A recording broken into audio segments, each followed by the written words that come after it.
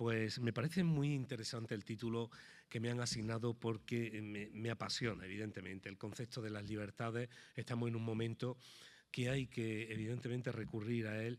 Y el papel de los colonos en esa simbiosis que a nuestro rector le gusta también, no sé cómo quería aterrizar sobre las libertades, los precursores invisibles de la historia de las libertades y los colonos. Pues al final tiene su conexión también, que al final la tiene y lo veremos también al final.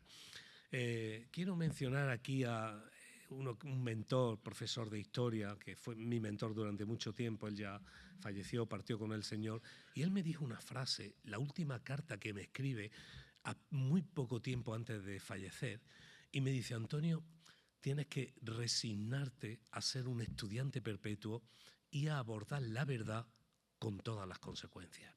Y qué palabras más profundas de don Rafael González Valderas. Para mí, el mejor historiador evangélico que hemos tenido y un hombre con una pasión por la historia. Yo creo que soy fruto de él. Pero también ahora quiero abordar este tema como descendiente colono. Aquí llegó en diciembre de 1769 Bartolomé Simoni y Ana Serleta del arzobispado de Milán, de un pueblo que se llama Como.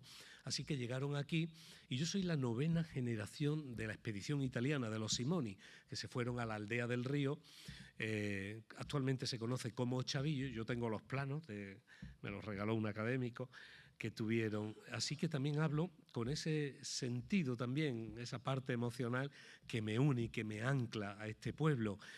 A partir de la 5ª generación se fueron hacia Posada y casualmente los Simoni están siempre en Posada.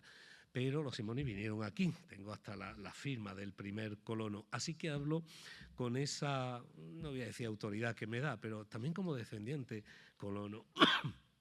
Así que el fenómeno de las nuevas poblaciones es algo muy singular. Se ha escrito mucho a lo largo de la historia moderna de España por los acontecimientos, por las consecuencias que tuvo también y por esa singularidad que es todo un fenómeno sociológico, insertar una sociedad en el siglo XVIII en un lugar tan inhóspito, se le conocía como el desierto de la Parrilla, a este lugar, y que ha suscitado un interés a nivel mundial. De ahí que se generó un congreso sobre las nuevas poblaciones.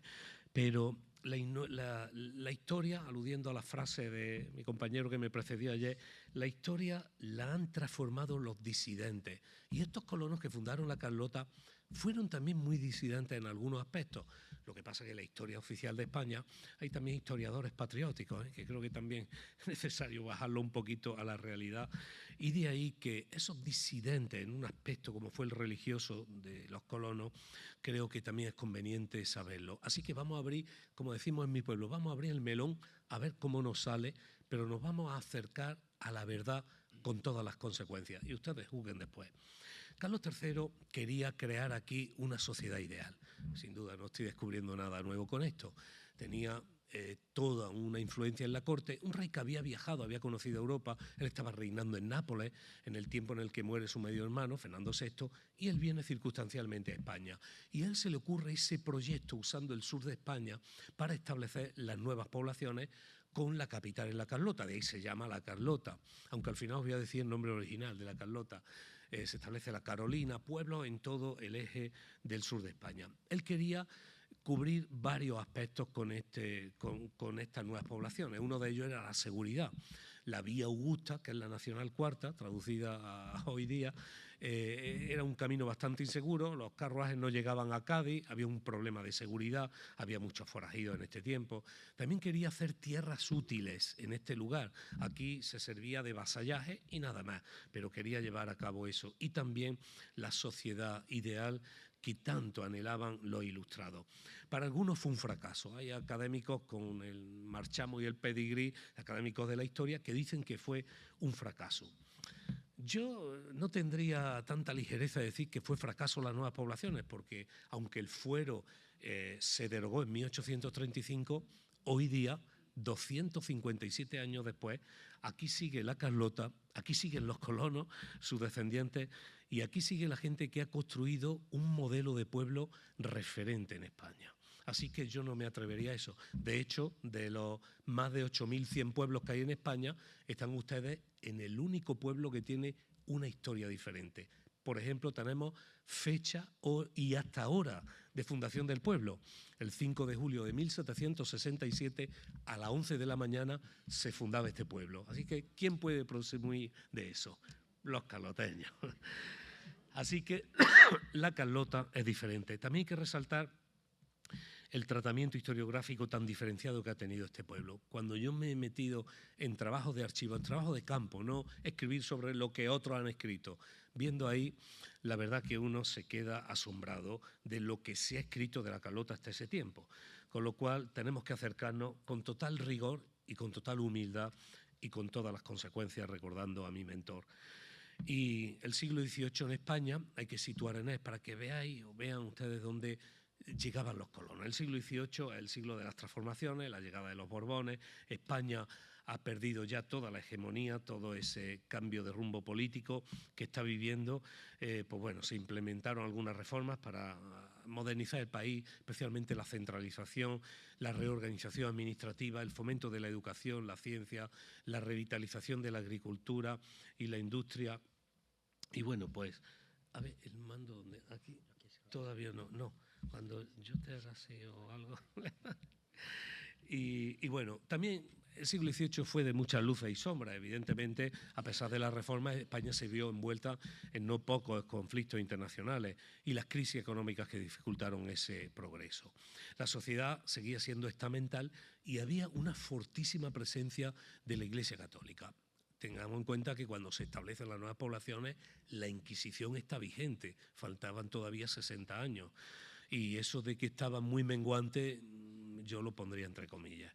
El panorama religioso en España evidentemente estuvo marcado por la tensión en la Iglesia Católica con los nuevos cambios que traían la idea ilustrada. La Iglesia mantuvo su influencia, pero también se vio desafiada con frecuencia con esas nuevas corrientes de pensamiento. Lo importante es que España ya, ese siglo XVIII caótico, se había desconectado de Europa, había rechazado la reforma protestante que se había asentado en Europa, y esa Europa que avanzaba en la cultura, la ciencia, el arte, estaba ya preparándose para las democracias modernas, mientras aquí en España seguíamos en esa desigual, ¿no? en esa sociedad tan desigual. España, sin embargo, había hecho lo contrario. Se había separado claramente de la reforma y en España se había aislado del debate crítico. Y esto hay quien lo sitúa un hecho fundamental, que fue la quema de libros en la Universidad de Salamanca. Hay quien dice que ahí acaba el humanismo español, pero sin duda, definitivamente, España da ahí el ardabonazo que nos separa de Europa. El legado del libre examen, la responsabilidad individual, la pragmática sanción de noviembre de 1559, que un rey de España promulga una sanción, la pragmática sanción del 59, una de ellas, en la que da el plazo de 3 meses a todos los estudiantes que están fuera de España para que no se contaminen de esa herejía que está toda Europa contaminada. Fíjense cómo era la España del siglo XVIII. Evidentemente, una de las consecuencias es la revolución industrial. La revolución industrial no llega a España, llega de manera tardía. ¿Por qué? Por ese pensamiento único y ese control que seguíamos viviendo. Claramente, en ese momento, España se diferencia y se establece en Europa dos Europas. Hay un político, bueno, lo digo, Felipe González recordaba mucho la Europa de las dos velocidades. Este es el origen de las dos velocidades. Estaba la Europa del sur, el eje mediterráneo, que se había enrocado con Trento, como bien nos ha ilustrado Evangelina, y estaba la Europa del norte, que ya votaban diferente, y aquí todavía estábamos planteándonos los delitos de conciencia. O sea, fíjense en la Europa en la que venían los colonos. Cuando los colonos tenían esa invitación para venir a España, no era atrayente, porque además de las características que acabo de mencionar, está la Inquisición. Así que para ello, la labor encomendada a Pablo de Olavide, que ven esa foto ahora cuando vayamos al único pueblo de España que tiene una historia diferente, al acabar esta ponencia, van a pasar ustedes por esta imagen. Esta se hizo con motivo del 200 aniversario de la fundación del pueblo de la Carlota, una imagen que no corresponde a la realidad, esa escena nunca se dio. Está Carlos III dándole la real cédula a Pablo de Olavide y en presencia de Marqués de Campomanes, aquel tiempo era fiscal del Consejo de Castilla, pero era a fin de cuentas quien pagaba la expedición, como el CEA ahora, vamos, ese era el que estaba de pie. Y bueno, había que traer a Pablo de Olavide. Pablo de Olavide tenía mucho prestigio, era amigo de muchos ilustrados franceses.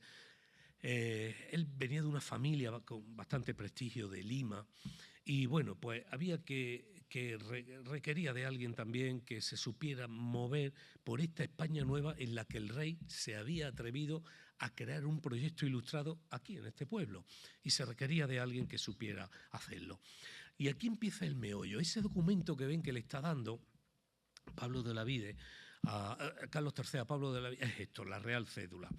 Y en ella detalla en su nombre, esa es una foto del documento original, detalla en su nombre, aludiendo explícitamente algo muy interesante, la siguiente, a la cuestión religiosa. Dice que los colonos tienen que ser extranjeros católicos. Esto es sorprendente, un documento clave en la historia de España y alude de manera explícita a la confesión religiosa. Con lo cual estábamos en tiempos muy modernos, muy de ilustración, pero ojo, que no se nos olvide lo que teníamos que ser. De hecho, esto no ha cambiado tanto. La Constitución española actual, la que está vigente, es de las pocas del mundo que alude a una confesión religiosa. El artículo 16 claramente. Y luego nos nombra a los demás. Luego dice, bueno, también el Estado tiene que tener relación con las otras. Pero esto es algo, hombre, en los tiempos que estamos es sencillamente anacrónico. Los colonos tenían que ser de confesión católica. Y de tal empresa se trataba nada más y nada menos que de traer, este es un mapa de la época, fíjense cómo está desfigurado el sur de España, un mapa original, pero había que traer colonos y todas esas eran las rutas. Desde el puerto de la Felicidad, en el Golfo de León, la ruta mayoritaria era venir vía Almería y de Almería tenían que venir andando hasta aquí. Esto no era, estamos hablando de 7.000 personas, que era el proyecto inicial, luego vinieron algo menos. Y para tal empresa había que encargarlo a alguien bueno, Pablo de Olavide era el superintendente y quien llevaba a cabo toda la organización logística. Por eso el Ayuntamiento de la Carlota no se llama ayuntamiento, se llama Palacio Real de Intendencia, que aquí, aquí durmió, hasta Fernando VII durmió aquí, en ese, y el propio Carlos III. Para ello había que llamar a alguien y buscan a un general prusiano retirado. Él tenía una fábrica de espadas y bueno, ese negocio se ve que no le iba muy bien y probó, conecta con Olavide y Olavide, a veces lo digo yo en tono jocoso, pero bueno, no, estoy entre amigos, a pesar de ser peruano hizo algo muy español, lo subcontrató a otro y aquí entra Gaspar Fonturriaga. Es la única foto que existe y que, por cierto, pueden ustedes disfrutar de ella en mi famoso despacho, que está ella, así que también conviene pasar por el despacho, porque ahí tenemos la única foto de Turriaga. Turriaga se ha escrito de él barbaridades, de borracho, de ladrón, de aventurero, pero fue el único que se atrevió a ello. Y el paraíso que prometía lo hacía a cambio de cobrar, por cada colono, él tenía que cobrar 326 reales de vellón. Un real de vellón son 25 céntimos de peseta. Los de algunos conocéis, me alegra que hay cabezas que asienten, porque esto cada vez menos ya. Pero bueno, imagínense, yo he hecho las cuentas y anda como a 50 céntimos por colono, de 1700 evidentemente, del siglo XVIII. Y bueno, pues Gaspar Fonturriaga los trae y logra traer a toda la gente. ¿Cómo los trajo? Pues no sé, pero aquí voy a insertar un testimonio oral de primera magnitud. Mi abuelo es la sexta generación de los Simoni. Mi abuelo nació en 1893, por circunstancias que se casó muy tarde. Mi padre también me tuvo a mí tarde.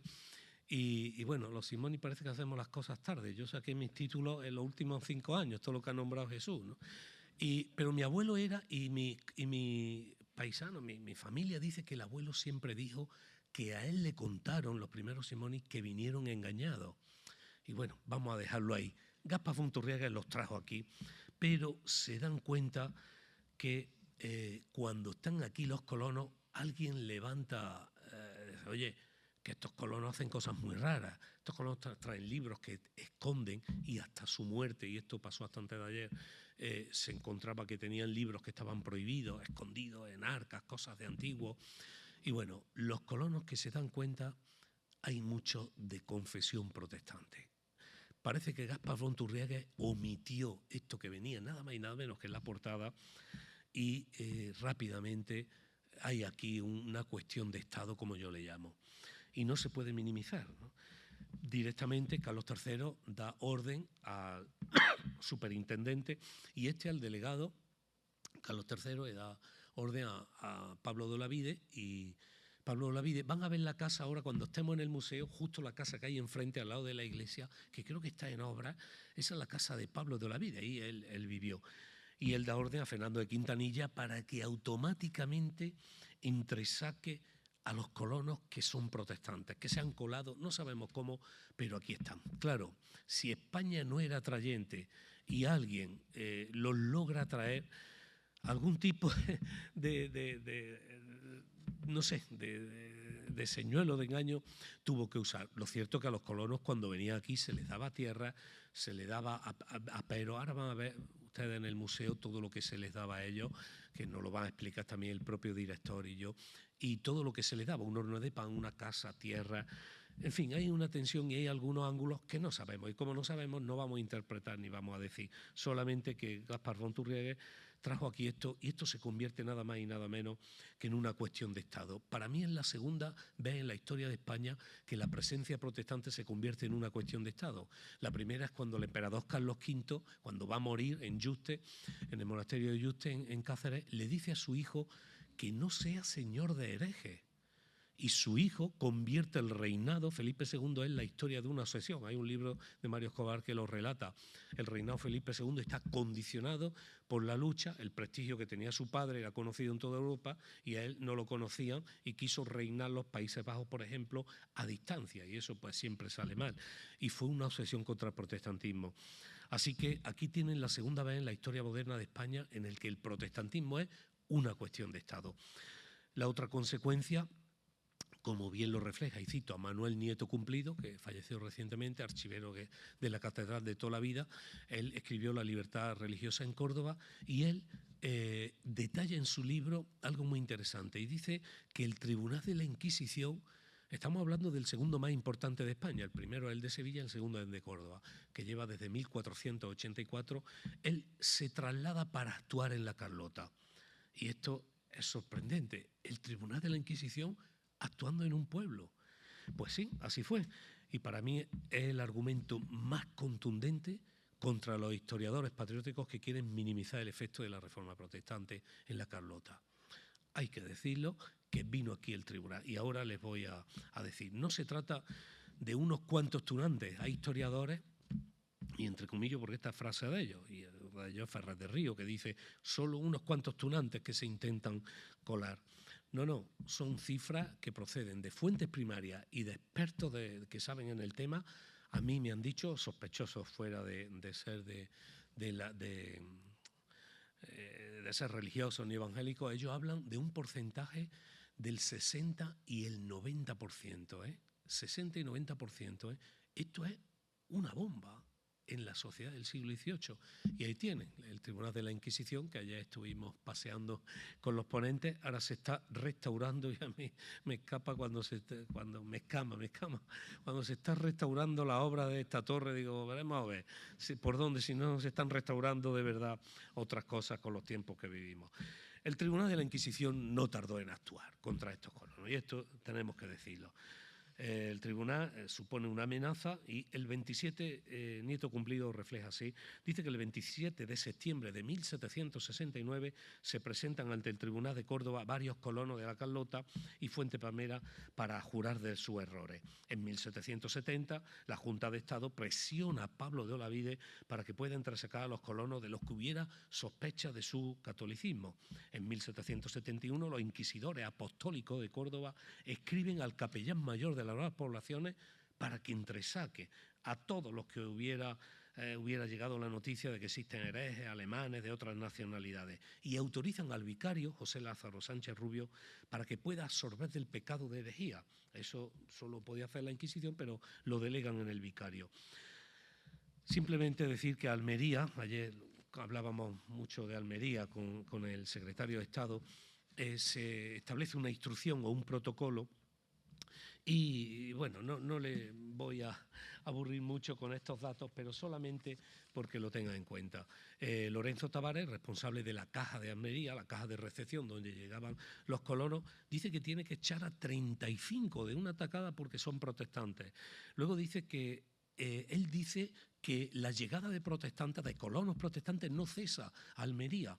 Yo he estado en conferencias con mi esposa donde hablaban de que no, de los 7.000 apenas eran 30. Digo, ¿serán? Tenemos aquí testigos oculares, notarios, que en España otra cosa, ¿no? Pero el funcionariado ha funcionado muy bien y dice que no cesa. Dice también que este fenómeno es alarmante porque están llegando no solo a Almería, sino están llegando a las nuevas poblaciones. Dice el responsable en Almería que durante los primeros 6 meses de 1769, que los 7.000 llegaron en varias remesas, él dice que no dejan de llegar protestantes y que había otros 130. Entonces lo que hace es que manda, el tribunal se traslada al puerto de Almería para filtrar allí, fiscalizar allí todos los protestantes. Así que tienen que tomar cartas en el asunto. Y les voy a leer solamente el protocolo que hay para entresacar a los colonos. Este es un documento que está en el archivo cuando se podía entrar al archivo, porque también les digo que mi primer artículo que escribo sobre los colonos es del año 2001 y antes podía entrar. Yo era amigo, entraba allí, cogía los documentos. Desde que escribimos el artículo La presencia protestante de las nuevas poblaciones, que se reeditó también en la Universidad de Córdoba y en varios países internacionales, ahora puede ir una vez al año, cada 6 meses, y tienes que dar tu DNI. Y por supuesto, si te llamas Simoni no vas a tener permiso para entrar. Pero bueno, allí que se queden, yo ya sé lo que tengo que saber y lo voy a difundir allí donde esté. El rey sanciona y bueno, edicta un protocolo del Tribunal de la Inquisición de aquí para que establezca una instrucción que le llaman ellos. La instrucción consta de 10 puntos, solo le voy a leer algunos muy interesantes. Dice que, bueno, en primer lugar, hay que preguntarle al hereje su nombre, edad y nombre de sus padres. Al colono hereje hay que sentarlo y hay que preguntarle si está bautizado y confirmado, quién le bautizó. Y ojo, si fue bautizado el colono con agua elemental o con algún otro licor. No sé yo si es que en Alemania bautizaban con cerveza. En fin, la cuestión, ¿en qué religión lo criaron sus padres y qué pasó para que pasara allí? El punto 4 habla de los errores, tiene que expresar los artículos que son contra la secta de Lutero. O sea, fíjense, si el colono venía y era luterano, él tenía que saber qué es lo que atentaba contra el catolicismo. Pues hombre, si es luterano, lo de menos es que sepa de otras confesiones religiosas. También los colonos tenían que prometer no amparar herejes, ni protegerlos, sino delatarlos y denunciarlos. Esta es la Inquisición del siglo XVI de Sevilla, que hemos estado difundiendo hace poco. Esto no es la Inquisición menguante, que ya... no. Esta es la Inquisición que hay que delatar. La delación era de las cosas más importantes de la Inquisición. Y bueno, no les quiero aburrir mucho más. La juración tenía que hacerse ante 2 testigos y bueno, también tenía que decir que si el colono pertenecía a la Iglesia Católica y en Alemania se cambió a la secta luterana, el por qué, cuáles eran los motivos. O sea, dan por hecho que nacieron católicos, pero que en algún momento se desviaron en esa Alemania hereje.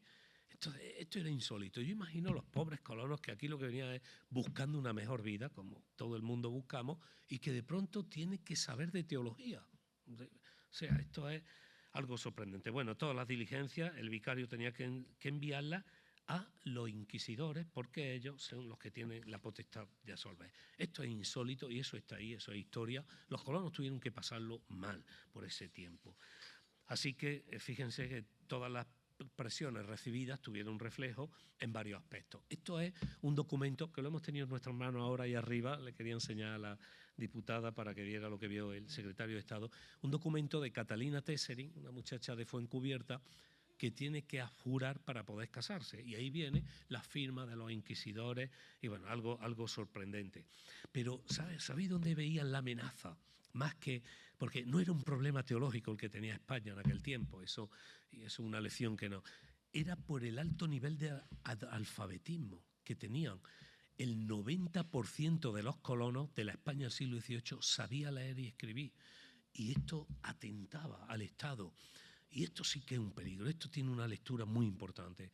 Es muy peligroso que el Estado vea que la cultura del pueblo es un peligro. Y esto hasta antes de ayer lo hemos sufrido en nuestra bendita España. Por eso creo que hay que poner también ese temor a que el pueblo sea educado. Tenemos que seguir peleando, hoy día, que yo me quedo asombrado y a mí me gusta más el trabajo de campo y cuando yo veo los archivos, lo que dicen y lo que nos quieren contar otros. Por eso esta estirpe de historiadores patrióticos que se está levantando bueno, ¿qué les voy a decir? De la leyenda negra, ¿no? Que eso lo hemos sufrido en nuestras carnes y a congresos donde somos los únicos que pensábamos diferente y bueno, eso queda para otro día. Otro de los aspectos también muy interesante, muchos de los colonos, los alemanes se cambiaban el apellido y Antonio Martínez, el historiador, hizo un magnífico artículo hace unos 15 o 20 años sobre ello. Solo se cambiaban el apellido los colonos de origen alemán para evitar que fuesen sospechosos a la Inquisición. Hay que decir también un apellido que me gusta nombrar, el apellido Lingenfelder fue uno de los que a causa de su fe no se quedaron en la Carlota, se volvieron andando a Alemania a causa de la fe. Eso es pagar un precio, es un modelo también. Otro aspecto que evidenciaba también otras diferencias con los colonos, la concepción protestante del trabajo, muy interesante. Mientras en nuestra España nacional católica el trabajo era una maldición, y de ahí los chistes, ¿no? que Dios mandó trabajar con el sudor del de enfrente, ¿no? Mi padre creía que el trabajo era una maldición también. El concepto protestante es distinto, era dignificar a Dios por el trabajo, porque el trabajo lo establece Dios en la palabra y no tiene nada que ver ni siquiera con la caída, mucho antes con la caída del ser humano. Otro aspecto también muy interesante en la Carlota, y ahora yo también les invito a que después de esta visita en el museo, que vamos a tener algunas sorpresas, pues también puedan ver que el cementerio civil de la Carlota es el más antiguo de España. Sí, señor. Los colonos y el pensamiento ilustrado, mientras en la España nuestra de siempre, el cementerio, el ayuntamiento y la iglesia formaban parte del centro del pueblo. Hasta finales del XIX, el centro del pueblo era eso. El cementerio en el centro del pueblo se convertía en algo más que una pura cuestión de ordenamiento urbanístico. Formaba parte de la vida del pueblo. Esto es un pensamiento muy católico. La muerte formando parte de la vida. Cuando llegan los colonos, que ellos tienen un concepto muy distinto y por pura cuestión de salubridad el cementerio de la Carlota lo sacan fuera del pueblo, pues claro, es lo lógico que hay que hacer. Esto es sorprendente y hace que el cementerio de la Carlota esté fuera y esté en activo y sea el más antiguo cementerio civil de España. Con el tema de los trabajadores me gusta mucho una anécdota que se decía antes de la Carlota, en la Carlota con un zapato y una bota, y esto lo hemos conocido, y esto no es peyorativo, lo que querían decir es que con un zapato, con lo mínimo, te podían levantar y seguir adelante y tener una prosperidad que pocas veces la renta per cápita en la Carlota llegó a ser de las más altas de España, y eso tiene que ver con la concepción del trabajo que tenían los colonos protestantes. Volviendo al número de colonos, no quiero dejarle flecos y también no quiero ajustarme al cronómetro. Entre los casi 7.000 que vinieron, hemos abordado con rigor historiográfico algunos aspectos y de manera objetiva, no podemos. El primero es que el tratamiento historiográfico que han tenido las nuevas poblaciones y los colonos hacen obligatorio el revisionismo histórico, sobre todo cuando se aborda este tema histórico-religioso en un país que se erigió como reserva del catolicismo en Europa. Hay que ir a los archivos con lupa y hay que leer más, que ayer se nos dijo que había que leer más. Y las fuentes son muy cegadas, muy cegadas. Yo podría citar muchísimas y es sorprendente cómo se ve ahí ese apego al poder, a la tradición, que lamentablemente nos han privado de un tesoro que teníamos por sí mismos sin necesidad de añadirle cosas. El segundo factor que a mí me gusta resaltar es que aún hoy, cuando se manejan en algunos casos cifras tan bajas, es difícil entender la movilización del Tribunal de la Inquisición a un pueblo si había tan poco. ¿Cómo es eso? Si casos de pocos tenemos en Córdoba, en varios pueblos, pero que se traslade el tribunal aquí con una instrucción, un protocolo especial contra los colonos, Eso es sinceramente porque había muchos más, no era por unos cuantos protestantes como han escrito los historiadores oficiales. El tercero es que también hay que admitir que no todos los colonos, por el hecho de ser originarios de países del norte, no todos eran protestantes. Aún así, la horquilla, y esta parte creo que es importante que lo resaltemos, la horquilla en cuanto al porcentaje de colonos, como he dicho antes, se sitúa lo más exacto entre el 60 y el 90%. Historiadores, expertos, periodistas, los cronistas oficiales, y de verdad, algunos hablan del 90, otros del 60. De todos modos, echen cuenta, y esto es una barbaridad.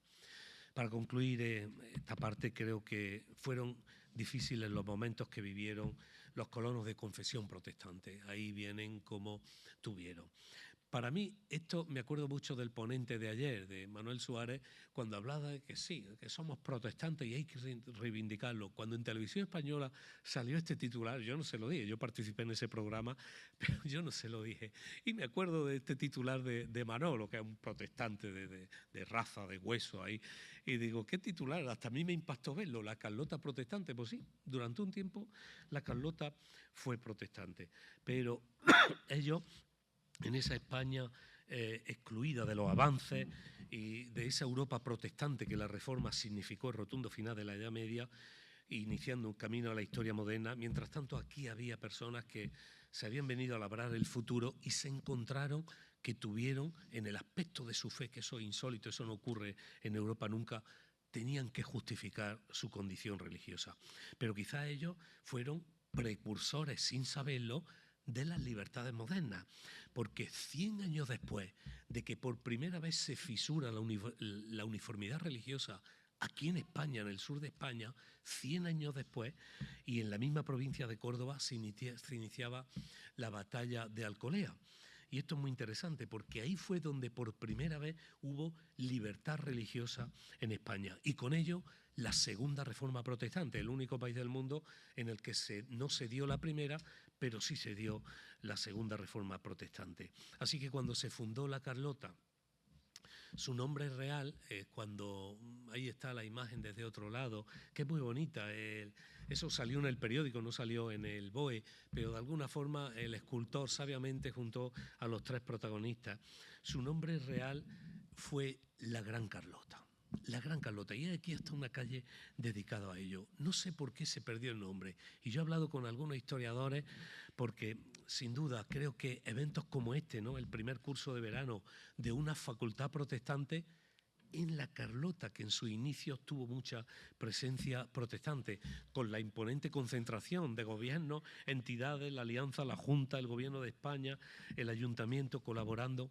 Creo que eso también nos dice mucho de que la Facultad de Teología, coordinando todo esto, creo que eso va a contribuir con este primer curso de verano a que este pueblo sea, si no de nombre, sí de hecho, la Gran Carlota.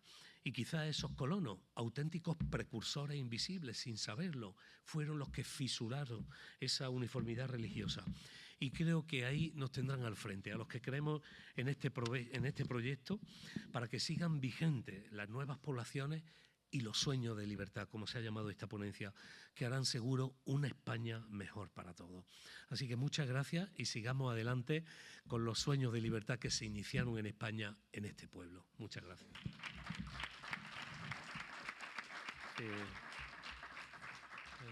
¿Preguntas si quieres?